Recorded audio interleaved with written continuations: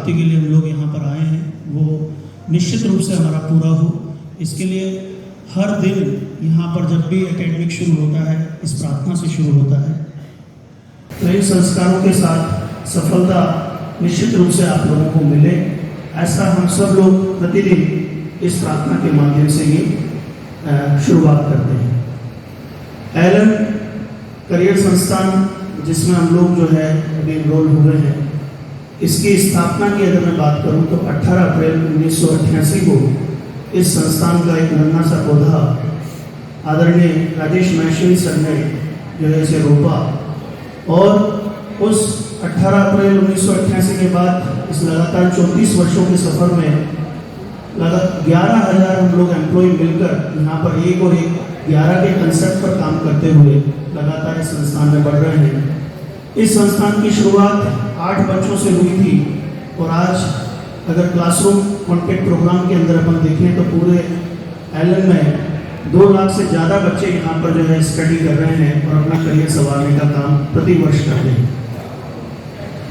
ये जो संस्थान है, इन संस्थान की जो नींव रखने के बाद लगातार जो कार्य होता रहा, जो एकेडमिक वर्क होता रहा, उसी का परिणाम है कि यहाँ पर इतने अभिभावक और बच्चे हम पर विश्वास करके आते हैं, और उस विश्वास को पूरा करने के लिए हम निरंतर संकल्प हैं, लगातार उस पर अपनी जो है कोशिश जो है करते रहते हैं।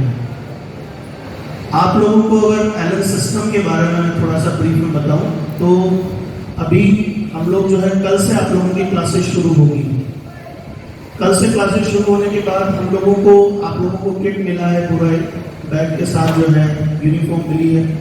यूनिफॉर्म जो पैंट शर्ट और बच्चों को, लड़कों को, और जो सलवार सूट जो है बच्चों को मिला है वो ही पहन कर हमें आना है।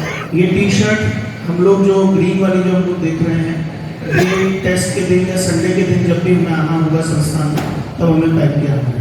तो यूनिफॉर्म, ताकि यूनिफॉर्मिटी नजर आए, आप देखेंगे कि एलन के जो टीचर्स हैं वो सब भी एक यूनिफॉर्म में ही आते हैं, तो बच्चे भी जो है यूनिफॉर्म में ही संस्थान के अंदर प्रवेश करना है। साथ में आप लोगों को एक यूआईडी कार्ड जो है मिला है, वो आपकी पहचान है, उसे लेकर जरूर आना है।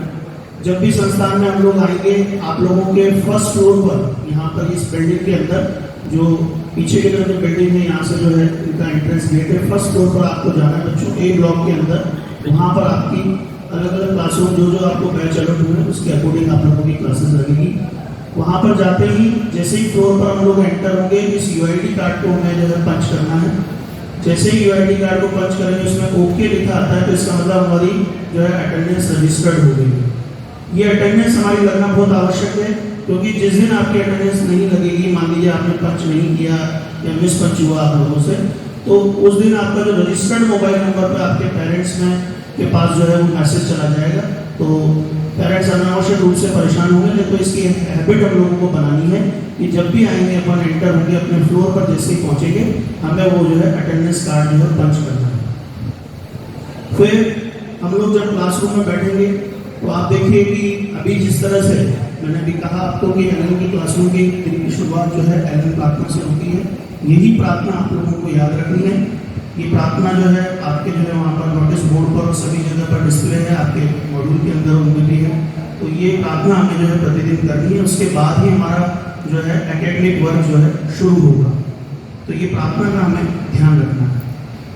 फिर उसके बाद जैसे ही हम लोग हमारे जो है आप लोगों को बैग मिला है, उसमें छाता भी है, उसमें आप लोगों को जो स्टडी मटेरियल भी मिला होगा, तो वो स्टडी मटेरियल जो मॉड्यूल्स आप लोगों को मिले हैं, वो मॉड्यूल्स में सब थ्योरेटिकल पार्ट उसके अंदर ऑलरेडी कवर है।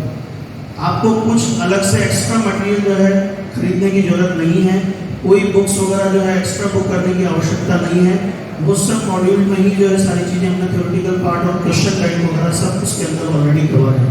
तो वो मॉड्यूल हमें लेकर आने हैं, जब जब हमारे जिस जिसके लेक्चर होंगे उसके अकॉर्डिंग हमें वो मॉड्यूल्स लेकर आने हैं।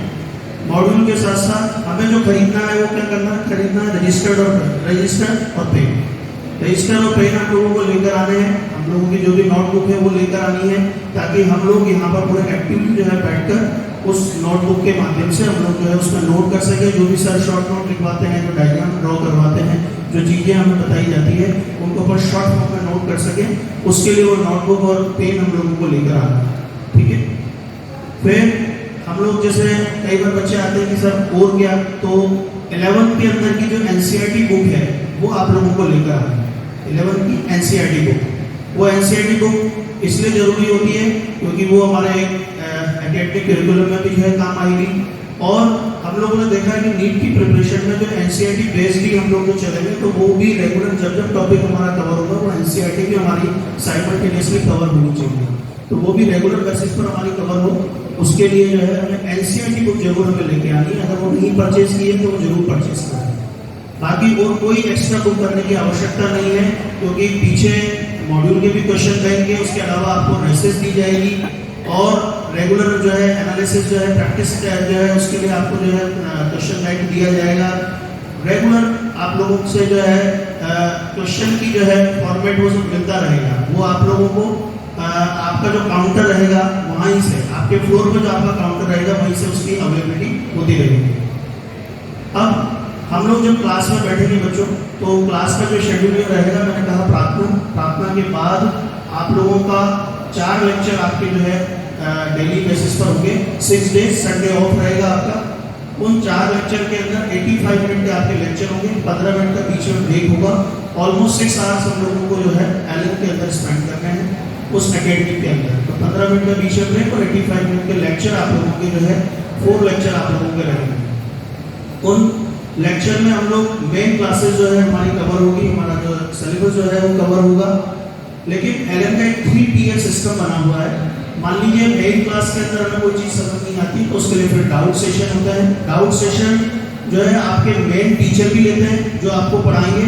उसके अलावा 12 आवर्स राउंड द क्लॉक आप लोगों के जो है जो बी ब्लॉक होगा उस फर्स्ट फ्लोर में, वहाँ पर रेगुलर बेसिस पर डाउट काउंटर के लिए अदर टीचर भी अवेलेबल होंगे जो आपके रेगुलर जो है डाउट आपके सॉल्व करेंगे। एक कोटेशन जो है आप लोगों को नजर भी आ रहा होगा कि भाई पूरी जिंदगी भर मूर्ख बनने से अच्छा है कि 5 मिनट का मूर्ख बनो, क्योंकि बच्चों में ज़्यादातर ये होता है, हेजिटेट होता है कि मैं क्वेश्चन पूछूंगा बच्चे हंसेंगे मुझ पर, क्या कहेंगे मेरे लिए, तो वो डाउट नहीं पूछते हैं और उन डाउट को मन में दबा लेते हैं।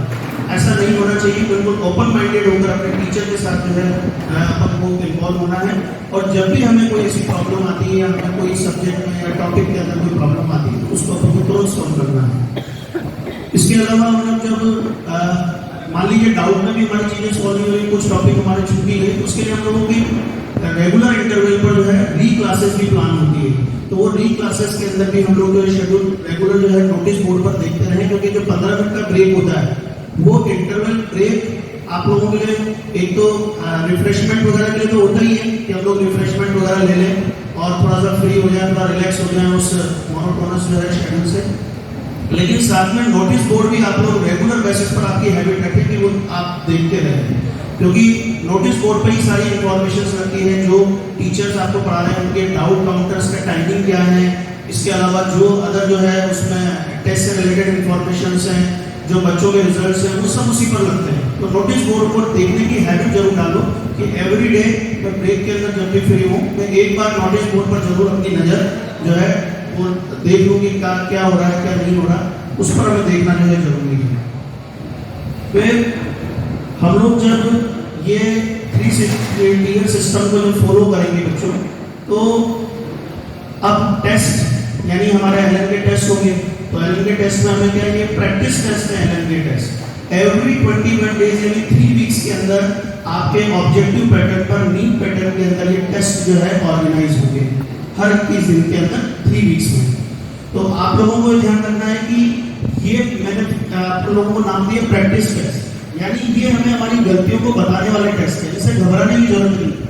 क्योंकि जब भी आप लोग ये सोचोगे कि भाई मेरी प्रिपरेशन नहीं हुई है, मैं टेस्ट देने के अगर मेरे नंबर कम आएंगे, ऐसा सोचने की आवश्यकता नहीं है, क्योंकि प्रिपरेशन कभी भी पूरी नहीं होती है। आप जो टॉप करेगा ना बच्चा, उससे पूछोगे तो कभी प्रिपरेशन उसकी भी पूरी नहीं होती। तो हमारी हैबिट रखिए कि हम लोग रेगुलर बेसिस पर वो टेस्ट दें और उन टेस्ट से हमें ये पता लगेगा कि हमारी कहाँ वीकनेसेस है, कहाँ हम लोगों की कमजोरियां हो रही है, कहाँ हमारी गलतियां हो रही है। तो उन टेस्ट को देने की हैबिट हमारी डालें। इसके अलावा आप लोगों की जो है बोर्ड पैटर्न पे भी रेगुलर बेसिस पर टेस्ट होंगे, जो आपके सब्जेक्टिव बेस भी रहेंगे, जिनके आधार पर हम लोग आपका ये जो लिखने की हैबिट है, राइटिंग हैबिट है, वो भी आपकी बनी रहे और आपको बोर्ड में भी जो है प्रॉपर मार्क्स मिले, उसके लिए जो है ये व्यवस्था की गई है।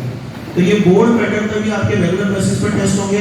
आपका बोर्ड पैटर्न पर भी एकेडमिक करिकुलम पूरी तरह से कंप्लीट होगा। पेरेंट्स जो बैठे हुए हैं, मैं उनको बोलना चाहूँगा कि उनको कोई भी टेंशन होने की आवश्यकता नहीं है कि बच्चे का बोर्ड में क्या होगा, क्योंकि पूरा एकेडमिक, इवन तो हमारी इंग्लिश की क्लासेस भी बच्चों की लगती है रेगुलर बेसिस पर, ताकि उनका इंग्लिश का जो है जो सिलेबस है वो भी कंप्लीट हो। अदर देन नीट, तो जो भी उनका एकेडमिक करिकुलम है, फिजिकल एजुकेशन में मान लीजिए बच्चा है, तो उसकी जो है वो सब चीज़ें भी पूरी होती है। इसलिए एकेडमिक के लिए कहीं कोई एक्स्ट्रा जो है रिक्वायरमेंट नहीं है। स्कूल में जहाँ हमें जाना है तो वहाँ पर प्रैक्टिकल्स वगैरह के लिए हम लोग जा सकते हैं, लेकिन एकेडमिक के रिगार्डिंग आपको कोई टेंशन लेने की आवश्यकता इसमें नहीं है। फिर हम लोग जब ये सारा जब एकेडमिक का जब टेस्ट का होगा, इसके अलावा हमें एक बात हो रहा है कि यहाँ जो अभी बैठे हैं 2000 बच्चे मान लीजिए इस फेज के अंदर रहते हैं, तो उनसे तो हमारा कंपटीशन होता ही है बच्चों। उसके अलावा रेगुलर बेसिस पर ऑल इंडिया ओपन टेस्ट भी आप लोगों के होंगे। तो जो भी नर्चर के बच्चे, 11 के बच्चे जो पूरे ऑल इंडिया में 11 के हैं, उनसे भी हमारा कंपटीशन होगा। तो हमें हमारी स्ट्रेंथ पता लगेगी, हम लोग कहाँ सर्वाइव कर रहे हैं, कहाँ पर हम लोग स्ट्रेंथ कर रहे हैं, कहाँ हमारी प्रॉब्लम्स है, उनका भी हमें जो है इसके अंदर रेगुलर बेसिस पर एनालिसिस होता है। लेकिन अब बच्चों की आदत क्या होती है, टेस्ट भी देके आ गए, लेकिन आने के बाद जो है फ्री हो जाते हैं। तो एक हैबिट बनाओ अपनी स्टार्टिंग से ही, अभी डिटेल में विजय सोनी सर आप लोगों को समझाएंगे। हैबिट बनाओ कि वो जो है टेस्ट देकर आने के बाद उसका एक नोटबुक बनाकर उसका एनालिसिस जरूर करें हम लोग, और उस एनालिसिस के थ्रू हम लोग ये पता करें कि हमारे कहाँ कहाँ कौन कौन से क्वेश्चन गलत हुए, रॉन्ग हुए, कौन से हमारे बात करेंगे राइट हुए, कौन से हमने छोड़े, क्या रीजन रहा और उनका सॉल्यूशन क्या है। अगर सॉल्यूशन हमें समझ में आता है तो ठीक है, हमारे टीचर से बात कर लेंगे। तो वो रेगुलर बेसिस पर प्रैक्टिस टेस्ट का एनालिसिस अगर होता रहेगा और फिर अपने आप से कमिटमेंट होता रहेगा कि भाई अब मेरे को ये जो टेस्ट में जो गलती हुई है मुझे अगले टेस्ट में नहीं करना है, चाहे कुछ भी हो जाए। ये अगर हमारी 2 साल तक ये हैबिट बनी रहेगी तो मान के चलिए मेन एग्जाम तक आते आते हम लोग एररलेस हो जाएंगे, और जितनी हमारी एक्चुअल परफॉर्मेंस है, जो हमने पढ़ा है, वो सब हम लोग जो है उस मेन एग्जाम के अंदर पूरा हमारा आउटपुट दे पाएंगे। तो ये हैबिट हमारी बने कि हर टेस्ट के बाद हम लोग उसका एनालिसिस करें, और एनालिसिस करने के बाद उसका जो है जो कमिटमेंट करें कि ये गलतियां हमसे रिपीट नहीं होगी। इसके लिए मैं पेरेंट्स से भी कहूँगा कि हमारा एक सिस्टम बना हुआ है एलन प्लस, जो है उस एलन प्लस के अंदर ऑनलाइन डाउट सेशन भी बच्चों अवेलेबल हैं, जिसमें आप लोग ऑनलाइन डाउट सेशन भी जो है उसके अंदर अटेंड कर सकते हो। मान लीजिए आप रूम पर बैठे हैं उसमें जो है, लेकिन उसमें स्मार्टफोन की आवश्यकता है, तो वो डाउट सेशन भी आप ऑनलाइन भी अटेंड कर सकते हो। लेकिन उस एलन प्लस की खास बात यह है कि हर टेस्ट के बाद उसका analysis report, micro analysis report उसके अंदर डाली जाती है। तो मैं पेरेंट्स से भी चाहूँगा, क्योंकि देखिए स्टूडेंट के साथ टीचर और टीचर के साथ पेरेंट्स, ये 3 वे कम्युनिकेशन जब तक अगर पूरा कोऑर्डिनेट नहीं होगा तब तक बच्चे को सक्सेस नहीं मिल पाती। तो ये पेरेंट्स भी जो है बच्चे की हर टेस्ट के बाद उसकी परफॉर्मेंस देख सकते हैं। उनको पासवर्ड दिया जाता है जो रजिस्टर्ड मोबाइल नंबर पर, उसके बिहार पर बच्चे की परफॉर्मेंस खोल कर देख सकते हैं। तो उसमें एक तरह से इतनी माइक्रो प्लानिंग होती है कि उसमें ये पता लग जाता है कि कहाँ बच्चा स्ट्रेस कर रहा है, कितने बच्चों ने क्वेश्चन राइट किया, कौन सा सिंपल था, कौन सा हार्ड था, कहाँ बच्चे की प्रॉब्लम चल रही है, वो हम लोग भी जो है उसका एनालिसिस कर सकते हैं। तो ये एलन प्लस की खास बात है कि आप जब उसको देखेंगे उसमें पूरी उसकी समराइज रिपोर्ट जो बच्चे की है वो हमें मिलती रहेगी। तो रेगुलर बेसिस पर आप लोग भी जो है उसको देखते रहें, उसको रेगुलर बेसिस पर आप लोग भी चेक करते रहें। तो मेरा आप लोगों से बस ये कहना है कि पूरा मन लगाकर अपने बच्चों को पढ़ाई करनी है, और पूरा जो कमिटमेंट के साथ हम लोग यहाँ पर आए हैं वो हमारा सबका पूरा होगा।